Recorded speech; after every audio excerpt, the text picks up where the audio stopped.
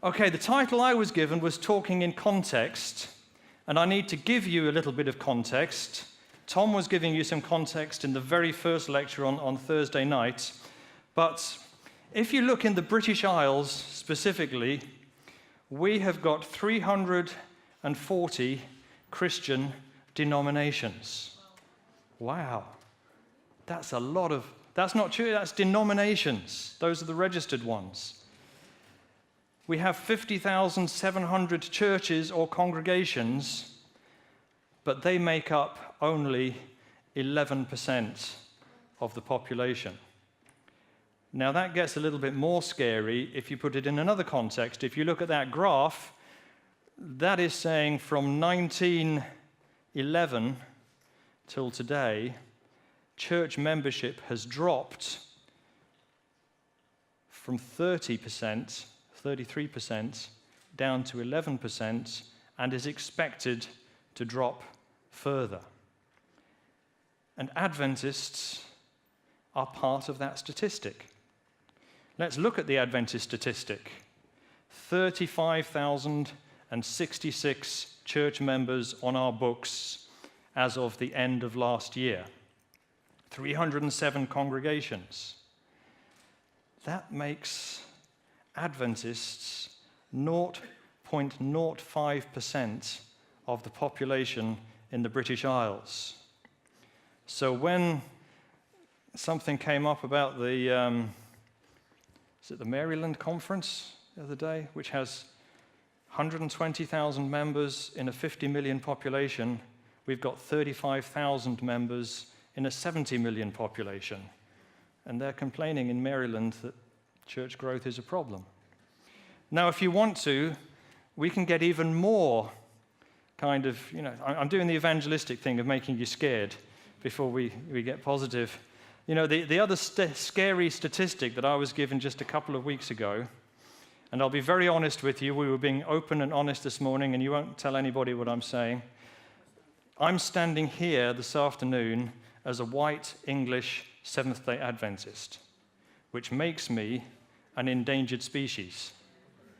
Because the statistics that I had thrown at me 2 weeks ago was our total membership in the British Isles, only 30% of it was born in this country.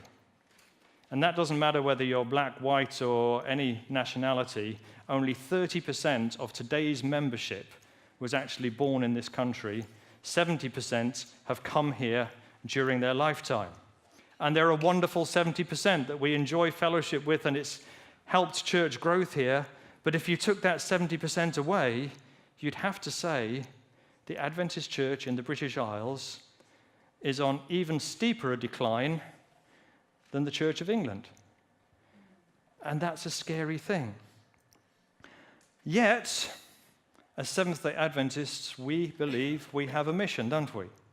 And you all know our mission because it gets stuck on the front of every website that we ever own.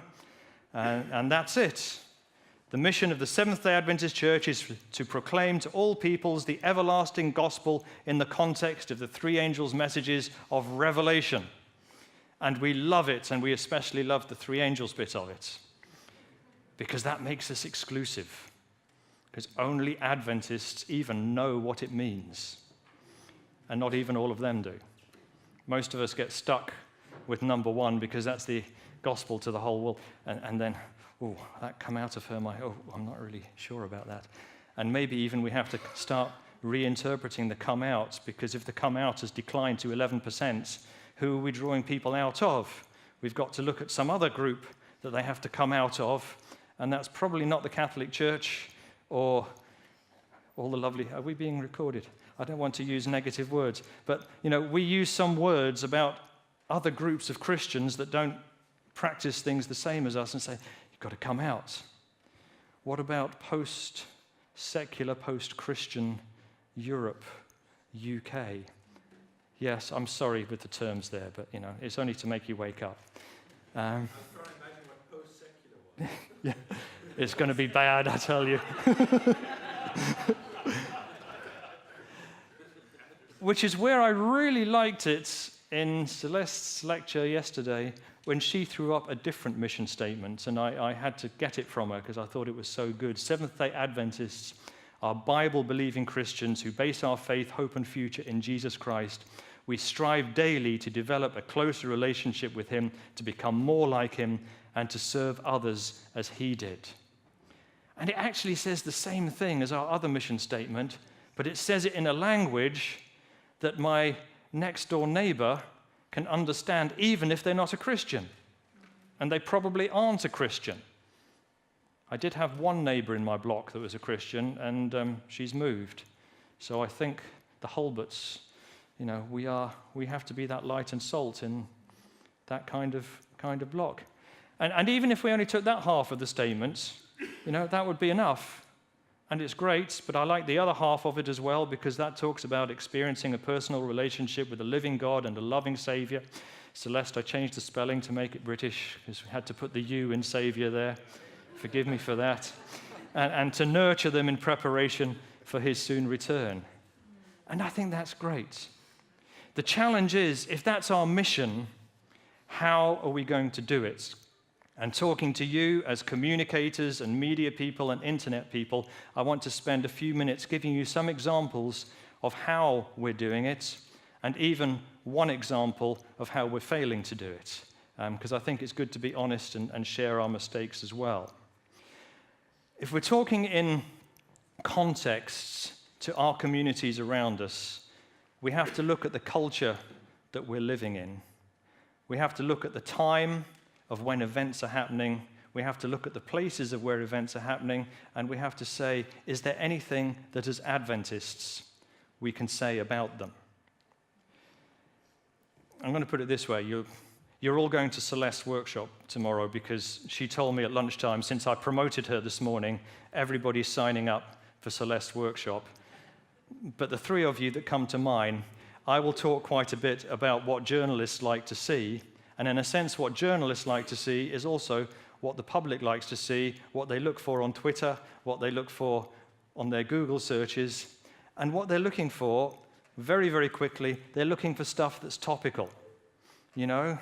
Somebody died a day or two ago, and everybody's going around making Star Trek-y kind of signs. Okay? So immediately there's a reaction from two Trekkies. So that's topical.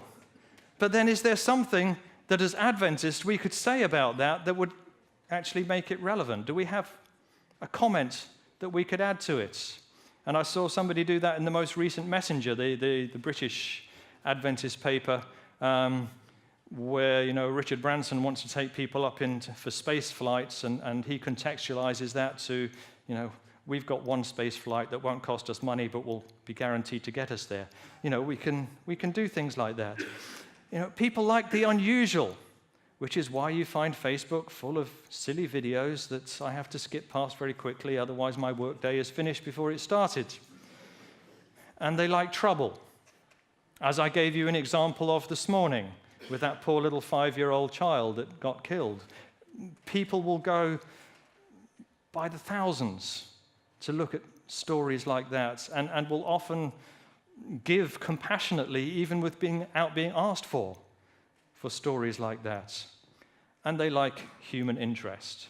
And that's really the theme of this weekend, isn't it? Stories. We love, last night I could have sat and listened to that man for ages because of this gift of telling the stories, human interest.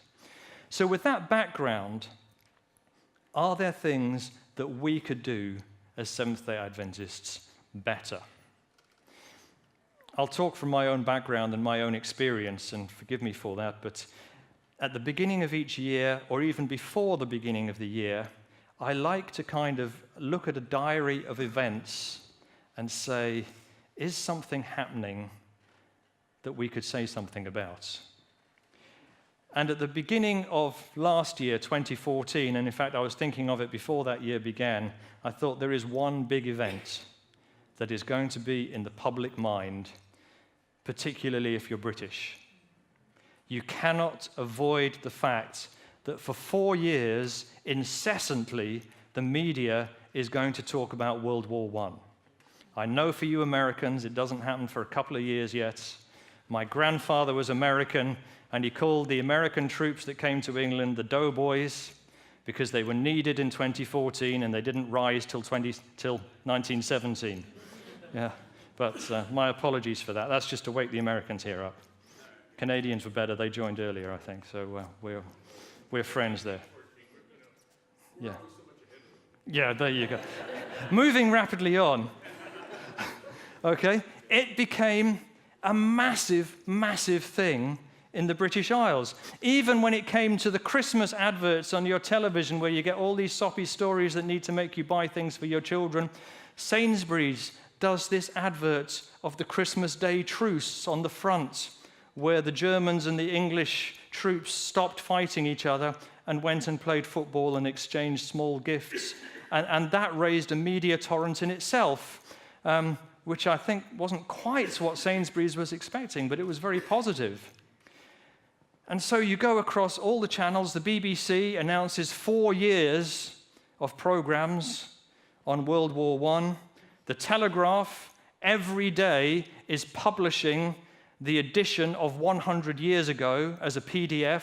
So every day you can see what was happening 100 years ago. The Sun, The Guardian, First World War Centenary, all of these sites, there is just a mass coverage, because us British, for some reason, we just like to talk about the First and the Second World War.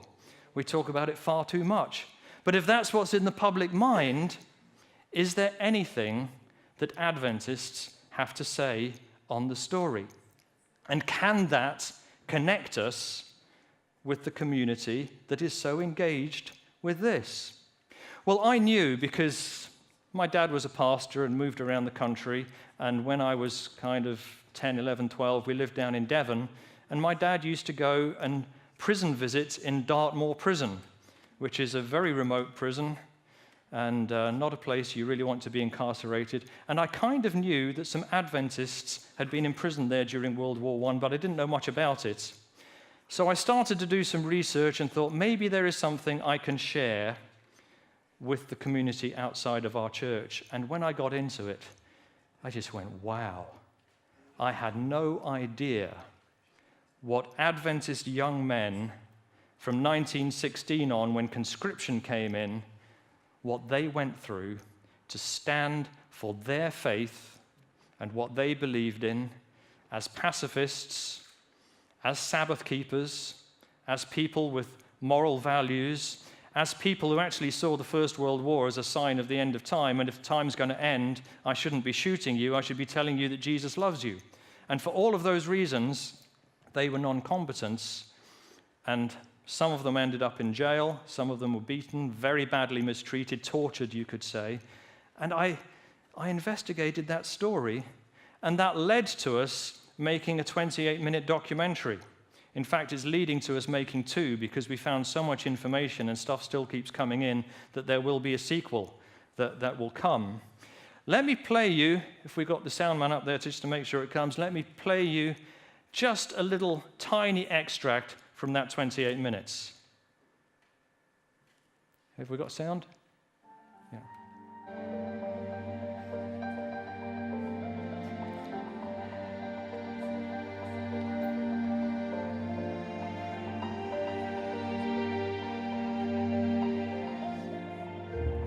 This was not an easy option for many of them. They attracted ridicule and aggression from other people who thought they were opting out of their responsibilities. They were given their uniforms and put on board ship. And then on board the ship, the air rifles were being issued to everybody. And so when it came to them, here were 12 people who weren't going to take their rifles. They stood up for what they believed in, for what they were convicted of, and they made sacrifices that approached those that some of the soldiers made. They didn't lose their lives, but they faced appalling conditions.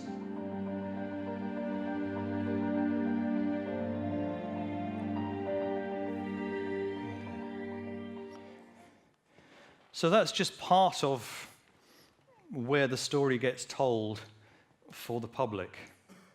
Now, I've told that story to Adventists quite a few times, and it's amazing how they engage with a history that's of what our pioneer Adventists in this country went through. But more interesting to me is really how it's engaged with people outside of our faith community. This is from an atheist. A very moving and thought-provoking account, Victor. We're all fortunate in one way or another to have lived through times that have not been as extreme and demanding of sacrifice as they were during those years of war and deprivation. Does each of us have more or less character instilled in these less demanding times? Who can tell until we're tested by similar events? Good work, well done. And actually, that's not unique to the non-faith or non-kind of regular faith type community in the kind of comments that they've fed back to me. The Quakers in Watford produced a film, very similar film to this one, in fact, but the Quakers had 3 conscientious objectors in Watford, and we had 14 in this film. I found there's probably about 30 altogether. And they're going, wow, you had different reasons, but your story is very similar. And then you go from that. It's been fascinating to see, if you type a matter of conscience into Google, you'll find that film on YouTube comes as the #1 hit. And the film's on YouTube, it's on our Hope Channel website, and it's linked from other places as well.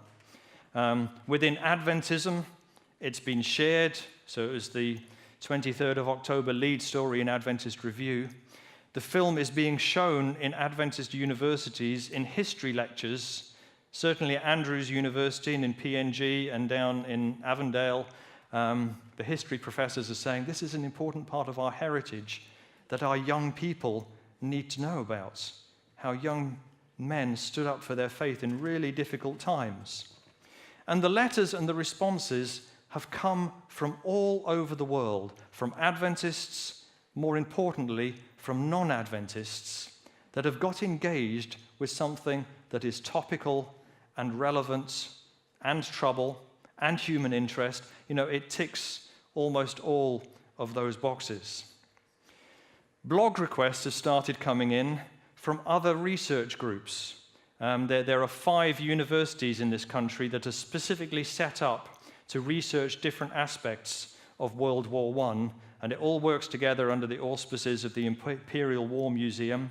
Adventists are now a part of that Imperial War Museum setup, and everything that we put about World War I goes into a database that is actually seen by a lot of producers, including the BBC. Now, the BBC haven't knocked on my door yet, but I'm really hoping that when it comes to May 2016, which will be Conscientious Objectors Day, then at the 100th anniversary of when conscription came in, that Adventists can be a part of the story on a broader medium than we're on at the moment. But we won't be unless we put ourselves there so that those producers become aware of it. And I have already talked to one BBC producer, don't know whether it'll work or not, but if you don't talk to them, you'll never find out. I'm thrilled that we are actually promoted on the Pax Christi website. Pax Christi is the Catholic Peace website. And so on the Catholic Peace website, they're promoting an Adventist film about Adventists that refuse to break the Sabbath, and they're very happy to promote it and tell the story there. And from that website, I've had people contact me. So, it's making a difference. We're listed on Culture 24. That's the one that the BBC looks at when it's looking for the ideas of projects. And also, because we do it, it gets promoted in various media around the country. In fact, now when I go to a church, if I'm talking about World War I in a presentation, I will also send a press release to the local media around that church. I'll promote it on the World War I website before I go there, and then when I go there, there's also a story goes to the local press. We need to continue telling that kind of story. So one of the ways we're thinking of doing that, because there were so many, there was such a concentration of conscientious objectors on Stamborough Park in Watford, which was the church headquarters, we're thinking, could we set up a peace garden there? Is there any national monument anywhere in the British Isles that is not just to peace, but recognizes conscientious objectors that took a different route. And actually, we want it to be a national monument. We don't want it to be an Adventist monument, because there are around 20,000 conscientious objectors, and it would be nice to represent them all in looking at the issues of war and peace in a different way. So we haven't managed to do it yet, but I'm pushing my administration, and they seem very positive about it. But, the church is, what's that hymn? Like a mighty tortoise moves the church of God. Brothers, we are treading where we've always trod. We're not doing that here. We're moving it forwards. So there's one example for you of taking something which is in the national psyche and saying, what have we got as Adventists that we can contribute, that we can add to the story? And I really feel good when a secular website contacts me and says, I've seen your website, I've seen your blog, I've seen your film, can you please write something for us? So just yesterday on the Hertfordshire University History website, there's a new blog just been published there on Seventh-day Adventists in World War I and the tribunals. And they specifically wanted something on the tribunals, which means I had to go and do more research because I hadn't got much on them. But it's worth doing it to get that story told. Well, that's one example, and I guess I could sit down now and feel very good. But there's a lot more we need to be doing. I can give you other examples. This is another one that we did a few years ago. I wish we could produce a major documentary every year, but we are a team of 3. And a documentary like that takes 3 months to do if you're doing it on the cheap. If we're doing it properly, it would probably take 18 months. But we get something out there. 2009 was the 200th anniversary of the birth of Charles Darwin and the 150th anniversary of the publication of The Origin of Species. And so we thought, we should do something about that as well. Is there sound? 200 years ago, a woman gave birth to a baby in the house that you see behind me. Many people have described him as the most famous, and some have called him the most infamous scientist of all time. His name was Charles Darwin.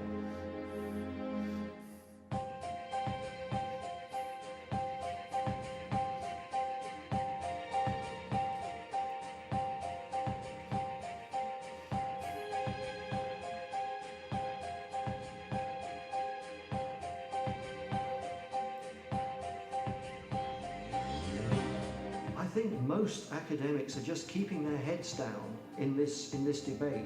You put your head up, and then the same thing will happen to you as happened to Michael Rice. You'll be forced into resignation right away. Well, I was both a focused scientist and a focused Christian, and it's not too difficult, I think, to be both. I think you can be quite a rational, principled, scientific Christian because of your life's experiences and because of the way you look at the world and the things you've discovered by looking at the world in that way. In this programme, I'll be talking to 4 scientific Christians and asking them if Charles Darwin and his theories has affected their work. Surely being a creationist is unscientific, a matter of faith alone. Okay, and you'll recognize we used a BBC man to actually do the hosting on that, to give it an extra level of credibility. John Smith, some of you would know him because he's been at the last 2 GC sessions as part of the media team there. And that again had a result. Of course, we added to it. That was filmed in Shrewsbury because that's the birthplace of Darwin. And so the Shrewsbury Church also held a series of lectures on creation. You walked into the devil's den kind of thing, the center of Darwinism. And they ran some lectures there, and that's all good. We put a website up that talks about creation, that gives creation resources, that gives balanced creation resources, because there are some creation resources maybe as Adventists we shouldn't be promoting. But we'll put the good ones there. And then other things get added to it. I wish I could take credit for Animal Encounters, because it's a lovely program that's been made by the GC communication department, Andre Brink, which is an answer in a sense to David Attenborough, because you add to the kind of scientific information we put there, and then you have all these beautiful nature programs on television, and you're sitting there as an Adventist and you're enjoying every second of it until it comes to the billions of years and the way it evolved and the way things had to happen for it. So can we have some really nicely produced programs that tell the story, but with a creationist viewpoint, or at least a faith viewpoint? And we've aired these programs on Revelation TV, which is a Christian channel in this country. And not only does Revelation TV like it, but the viewers like it as well. And then it's up on our website, and it's regularly getting a hit rate on there. And so, you know, credit to the General Conference Communication Department for producing something like that, which again is topical and relevant and touches another part of the world. Time is another thing where sometimes as Adventists we're not too good. When something happens, maybe we need to respond to things a little bit faster than we do. Sometimes major things may happen in your country or in your local environment, and how do you respond to it? You'll remember a couple of years ago, I guess 3 years ago, there were riots in Tottenham in North London, and that spread to other parts of London and other cities in the UK. Do Adventists have anything to say when parts of the population run riot, or do we just stay quiet? Well, as it happened, while those riots started happening, Kirsten and I were in a TV studio recording a program about a totally different subject. But while we were there, and while we'd got an expert in the studio with us, we thought, you know, we need to tell the public something. We've all been shocked by the pictures we've seen on our TV screens, the news reports of the riots in London spreading elsewhere in the country. While those have been going on, we're in the studio recording a program on Christians and politics, which makes us ask the three Christian guests we've got here, what is your reaction? What should we do about the events that have started off in London since last Saturday night? Carol, what's your response? I don't have the answers, and I can understand why people feel very angry. But as a black person, I am especially hurt and heartbroken because I'm looking at the big picture, and I'm looking 2 weeks from now, 2 years from now. The people who will be suffering and who will bear the brunt of this will be the same people who are rioting right now. You don't throw your own baby out with the bathwater. You never do that. And you don't mess up your own backyard. Because guess what? When all is said and done, you're already poor. You're going to be even poorer. Your insurance is going to go up. Okay, it's a very good interview, but I'm just going to play you that snippet because otherwise we'll run out of time. But it was relevant and it was topical, and both Adventists and non-Adventists who watch it, we put it on the front page of our website. We make it prominent so people can see it, and it's timely. You can do it in different ways. I'm in the bad news section again at the moment because you'll see the next picture down there is drummer Lee Rigby, who was murdered in a hatchet attack outside the barracks in Woolwich. Would that be 2 years ago? Was it? Yeah, time goes so fast. But it was a horrific event which caused major heart-wrenching and soul-searching in British society, and in the context of fundamentalist Islam and all of those kinds of issues. Should we as Adventists be saying something, or should we just leave it to the rest of the media to do it?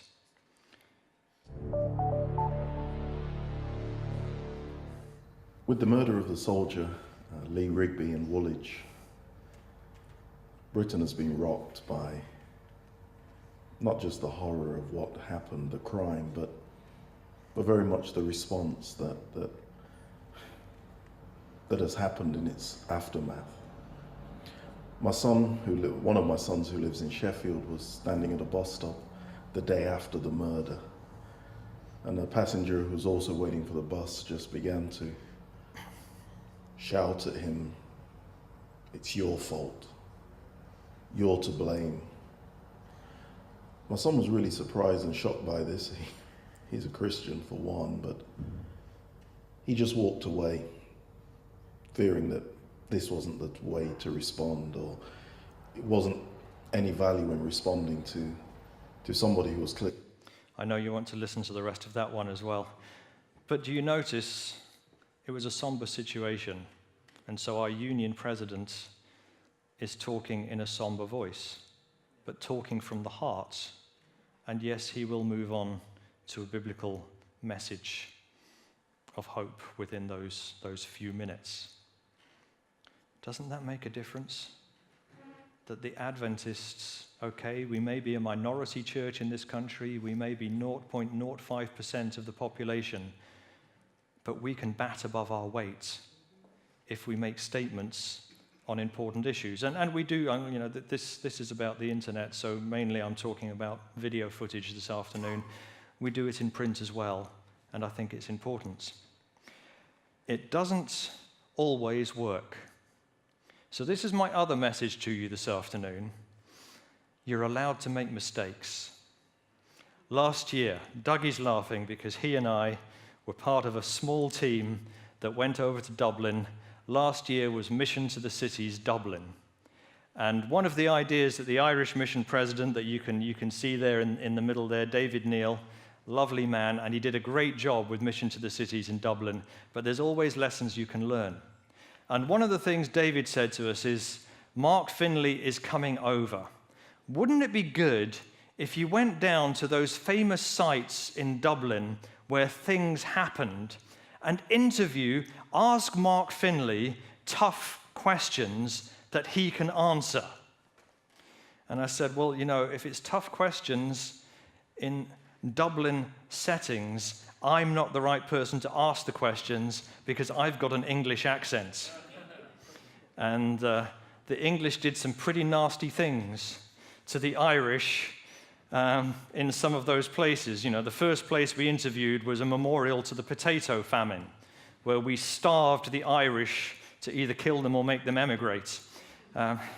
And we went to, Kilmarnock jail, wasn't it? Or yeah, there you go. That's why I had an Irishman with me, because I didn't know where I was going. And so we got Dougie's niece, in fact, wasn't it? A little Irish girl with an accent that probably 70% of you won't understand what she's saying. And we produced 9 of these videos. I'll play you one.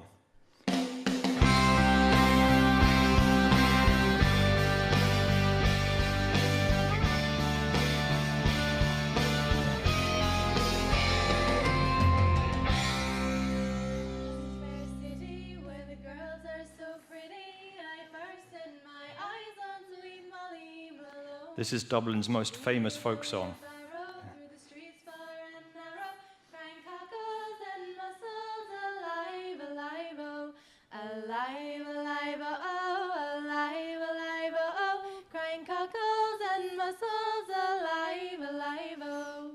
She was a fishmonger, and it sure was no wonder, for so were her father and mother. Molly Malone is a famous character from the well-known Dublin folk song. However, she was a social outcast, looked down on by society. What has God got to offer to those who are on the fringe of society today? We really see what God is like in the life of Jesus. And Jesus specialized in reaching out to social outcasts. There were demoniacs, possessed with demons on the fringes of society. Jesus reached out to them. There was a man sick by the pool of Bethesda. Everybody else passed him by. He sat on the sidelines. Jesus reached out to him. There was a prostitute, a woman of ill repute, had been with many men. Jesus reached out to her. And the reason Jesus did that is because he saw worth. He saw value. He didn't see people like they were, but he saw them what they could become. Christ specializes in reaching social outcasts. So when you and I feel marginalized, when we feel that... Okay, again, we won't play you the home. Did you understand her?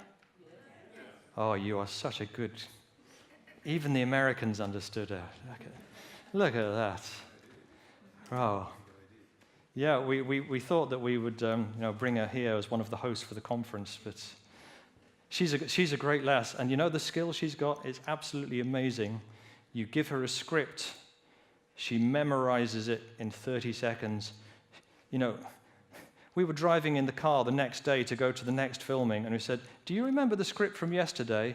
She said, "Give me 30 seconds," and she just thought about it, and then she just produced it, word perfect. You know, I could never do that. She's got this.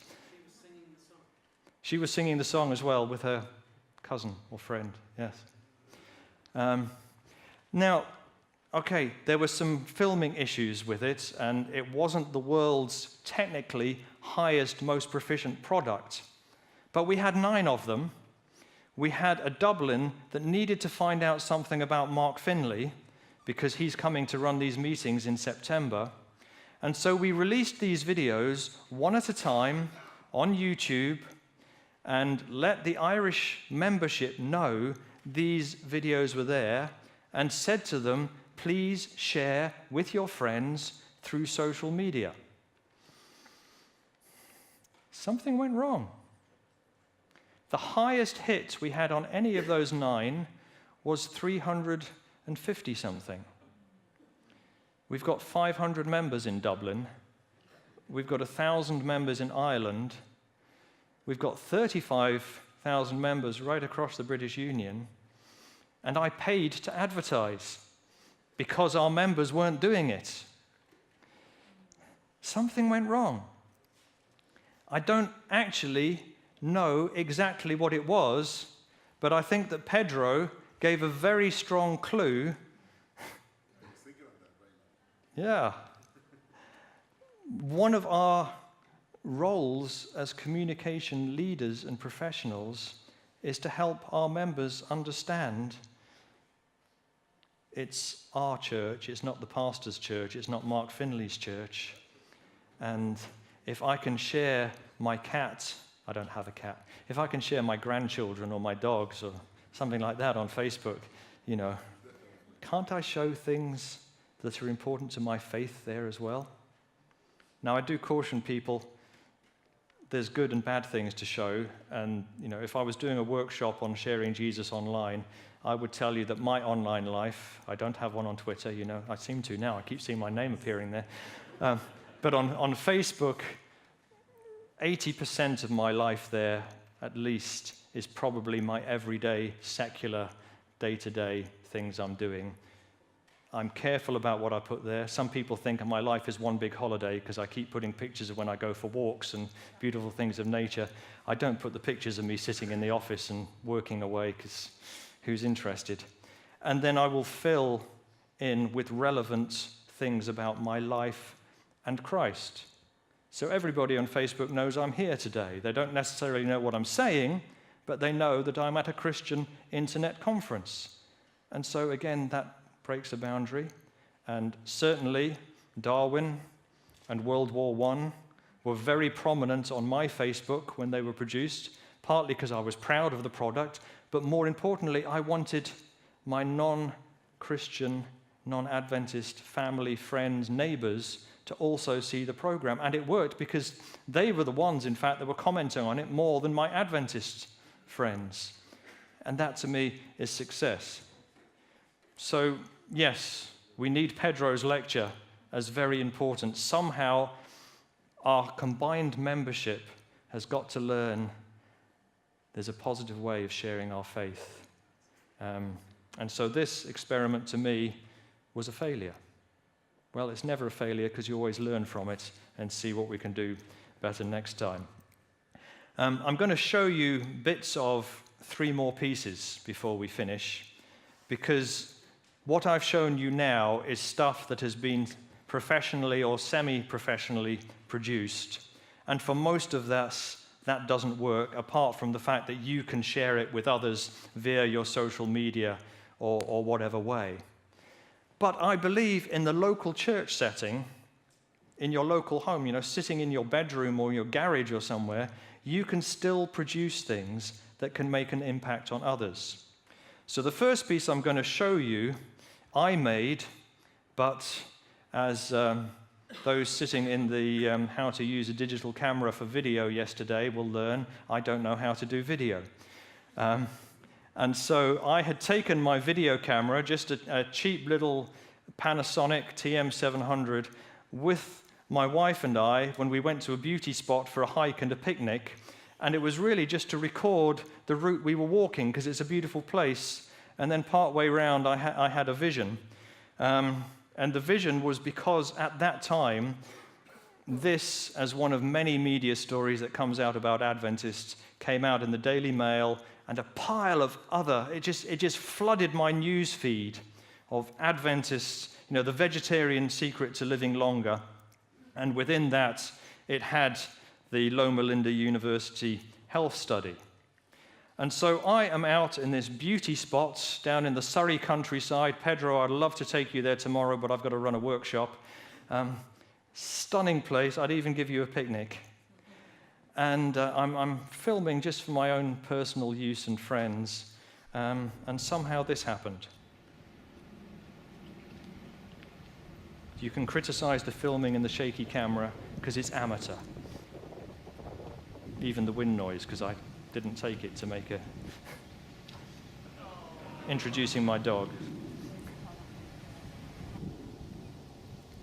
The Devil's Punch Bowl in Surrey may be a strangely named place for doing a piece on Adventist health, but this natural crater in the midst of the Surrey countryside near Hindhead is just such a beautiful location that, for me, it's a place to walk and wander after the beauty of God's creation, to spend time with family or with friends enjoying the countryside, maybe to have a beautiful vegetarian or vegan picnic, and to relax. That's the best bit. And if you want to go raw food, this is the best bit.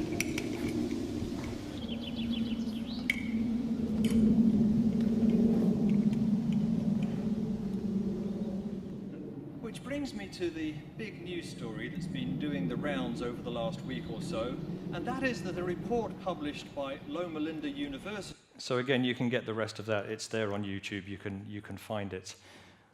But it's amateur, and yet I put it on my YouTube channel, and my producers were kind enough to say, it's not really that bad, Victor. We can do something with it. And it actually went out on our official channel as well. And again, we're connecting because our communities are interested in health.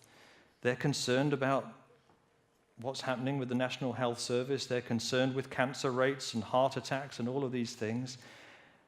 And my neighbors were, one of my neighbors is now vegetarian.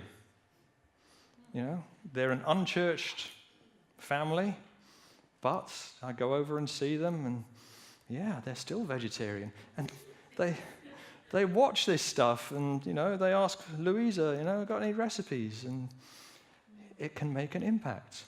Okay? So that's me doing a bad job, and I'm trying to get better. I listen to the tips, I go to workshops and pick up some ideas.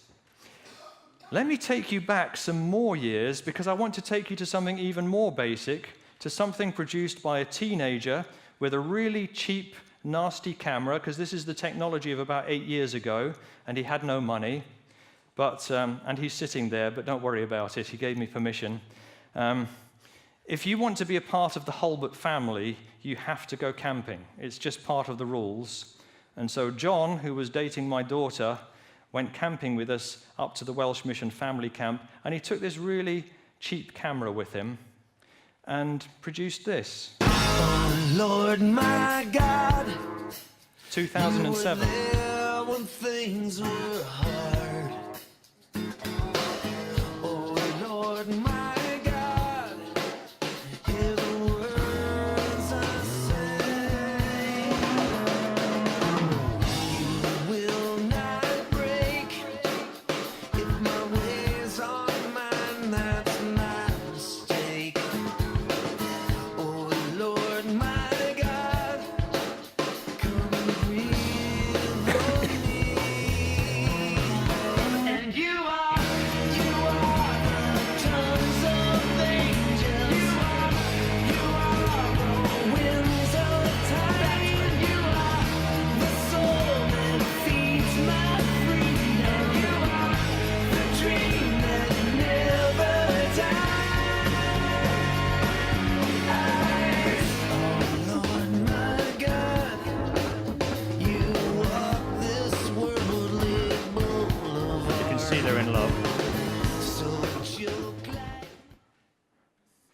And you just need to see these next few seconds as well.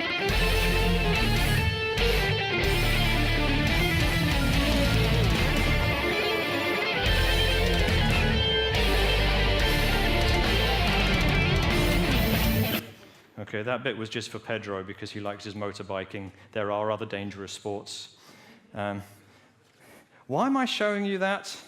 It's not to highlight John's photographic skills or to show that the person you saw worship leading this morning used to have long hair and chains and all of that. It's simply to say that you take something like that. I didn't ask him to make it, he just did it, put it on YouTube, probably put it on MySpace back that long ago, those of you that remember. And his friends at school see it. Maybe only 20 people see it, but they see Adventist young people with their non-Adventist friends who also came with us, going to an Adventist camp and having fun, having a great time, not getting drunk, not taking drugs, or anything else that we won't talk about. And they remember it afterwards because, you know, their friends on a Friday night, they don't remember what happened by Sabbath morning. They say, you Adventists know how to have fun. So for me, I don't care that it's not a professional product, that it looks a little bit messy, and of course it looks dated because we've now got, you know, the cheaper smartphone takes better pictures than that. But just stick it up there, and you've reached a group of people. What astonished me, because I knew that video was there somewhere, so I went on YouTube to look for it, and over 8 years, I thought it would have about 50 views, because it would be his 20 school friends who watched it twice. And it's actually had over 1,000 views. So people are actually seeing something. You could do that in your local church, couldn't you? Any teenager has got the technology to do that on their phone and just post it, and it doesn't need to be 3 minutes long. It doesn't have to have Dreamweaver playing in the background. Dream Theater playing in the background. But it's just sharing a little bit of faith. Okay? So the last piece I'm going to show you, which is Newcastle Youth. This is something they did just a few weeks ago. Newcastle Youth took an initiative. They actually phoned up the BBC in Newcastle and said, can you teach us how to make a vox pop? And the BBC said, yeah, come down the studio. And, you know, there's sometimes an advantage of being an ethnic minority because the BBC will do things for you. And if they will, take advantage of it. And so, you know, because in Newcastle, there isn't a single white English person in them at all. There's a lot of Filipinos, and there's some Africans, and some Eastern Europeans, a few. There's a Portuguese. So there's a mixture. And for the BBC, yeah, we've got to get our targets up. Let's go and do some training with these youth, and something could come. And so they did the training. And they've been out now and done several videos on the streets of Newcastle. So let me play you. Probably, I think it's too long. And I said to them it's too long, but they said, well, we've cut it down from 20 minutes, and it's about 10. It's still too long for a vox pop. But they put their heart and soul into it, and you can guarantee that all of their friends at school, college, university, work, they will have seen it.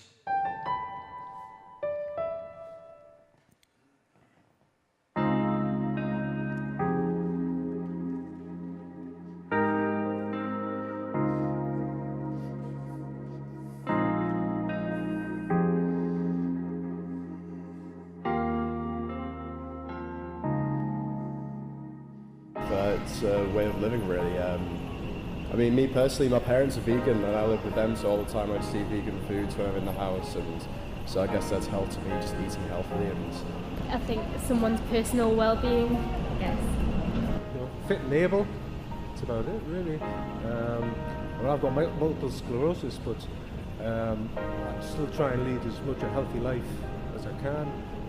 Physical and mental well-being. You feel healthy, you feel kind of, you feel that energy, and you feel like you're able to do things that you want to do without kind of being held back in any way. Yeah, it's the ability to do what you what you want without feeling that your body is holding you back. I define health by being able as a person to do what you want actively. You can't do that if you haven't got good health. In my opinion, health, a good being state, right? I'd actually love to play the whole thing because that's their first question. And then they do a second question where these people tell them how they get good health, and the Adventist message kind of just comes through naturally. And it's wonderful that you've got these Adventist young people that are willing just to go out in the streets. It scares me when I do Vox Pops. It takes all my adrenaline to do them. And they just go out and do it, and they edit it, and it's their project. They've got a media-savvy pastor who encourages them. He won't take any credit for it. Whenever they send something, he says, don't let my name be in it at all. It's the youth that are doing it, and I think that's wonderful. Could that happen in your church? Could your youth, could your teens do something like that? There's a lovely piece I saw several years ago where Edinburgh youth did a Mission Impossible around the streets of Edinburgh using the Mission Impossible theme tune, Can You Find God in 20 Minutes? And they went searching over the whole of Edinburgh to find God. It was hilarious. It was probably sacrilegious, but it was funny. But again, all their friends would find out something about God. So this is my plea to you this afternoon in those pieces you've seen, is in your ministry, in your sphere of influence, whether you're a communication director up there somewhere, or whether you're in a local church setting, or whether you're just here as an individual wanting to pick something up, look for connections to national events that you, as an Adventist, as a Christian, can say something about. Plan in advance, because if the major national event is tomorrow, and you're only thinking about it today, you can't make a 28-minute documentary that anybody's going to want to watch. So look in advance. But think locally as well, because there's always significant local things happening in a context around where you are. And maybe the local thing, you can have a local story and you can make those connections. Certainly with the Olympics and with the Commonwealth Games, we did that and had things spread around the country where things were happening. It could have been done a lot better, but try it. Share it on your social media. You saw the failure of the Mark Finley videos. I was about to say Mark Finley then, but that would have been untrue and unkind. But the failure that those videos didn't get shared. And even the World War I documentary, which has had several thousand viewings, it could do a lot more. If 35,000 members in this country and then millions of Adventists around the world made a choice to, I think that's important. There's a story of heroism that we could tell, and they shared it. Develop and share those local initiatives. As leaders, encourage your youth, your young people, people that have an interest or a skill, and say, hey, you could do that. Best photo I've seen today is the 14-month-old baby sitting on that camera. It's not sitting there now, just in case you're looking around. Get them in there while they're young. Get them doing something, and as they grow up, they'll carry on doing it. And they're the natural ones to be sharing it on social media and everywhere else. And then finally, don't be put off by failure. Not everything you're going to do will work, but do it anyway, and something will work. Thank you very much.